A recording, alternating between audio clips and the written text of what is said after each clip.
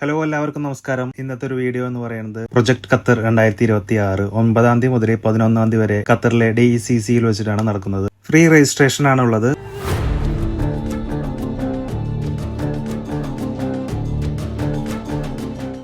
ഖത്തറിലെ പ്രമുഖ ബ്രാൻഡുകളുടെ വിവിധ തരം സ്റ്റാളുകൾ നമുക്കിവിടെ കാണാൻ കഴിയും. അപ്പോൾ ഒന്ന് വിസിറ്റ് ചെയ്യണമെന്നായിരിക്കും. അപ്പോൾ അടുത്തൊരു വീഡിയോയുമായിട്ട് വീണ്ടും കാണാം. ഓക്കെ.